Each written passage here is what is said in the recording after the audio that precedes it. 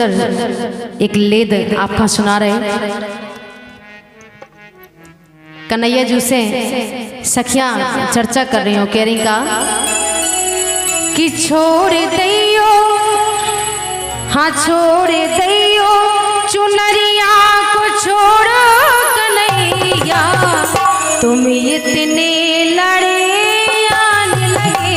छोड़ दियो चुनरिया को छोड़ो कन्हैया, तुम इतने लड़े आने लगे।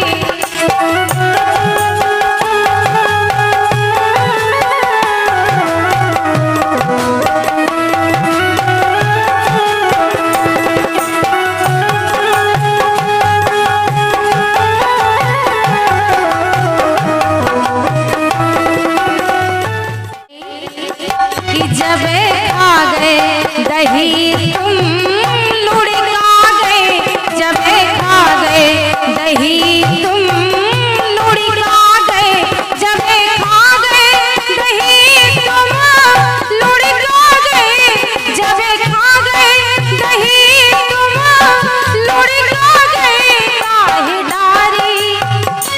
काहे डारी मटकिया फोड़ो कन्हैया, तुम इतने लड़े आने लगे। काहे डारी मटकिया फोड़ो कन्हैया, तुम इतने लड़े आने लगे।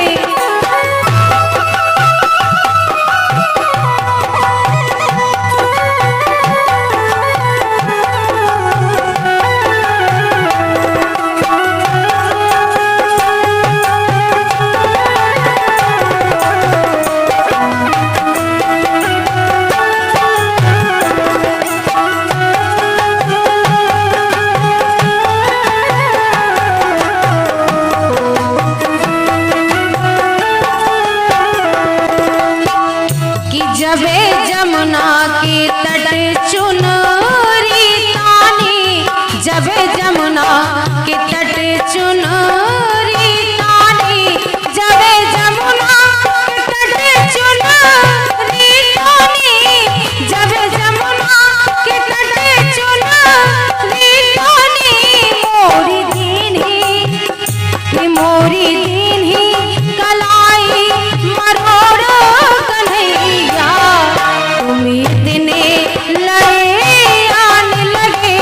मोरी दीन ही कलाई मरोड़ो कन्हैया, तुम इतने लड़े आने लगे।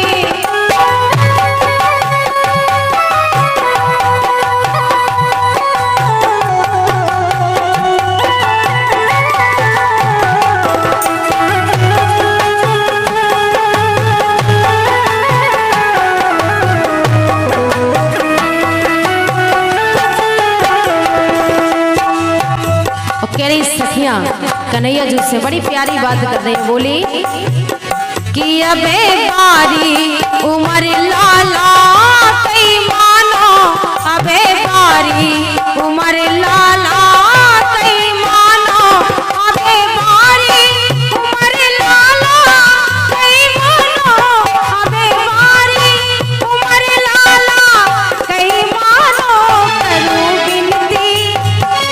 करूं बिनती दोई कर जोड़ो कन्हैया, तुम इतने लड़े आने लगे। छोड़ दियो चुनरिया को छोड़ो कन्हैया, तुम इतने लड़े आने लगे।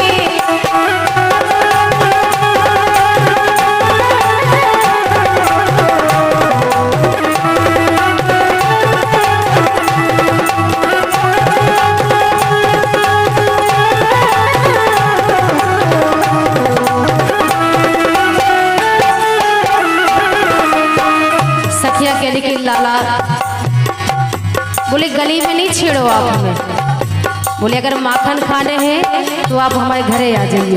बोले कि घरे आ जाइयो लाला भुन सारे, घरे आ जाइयो लाला भुन सारे, घरे आ जाइयो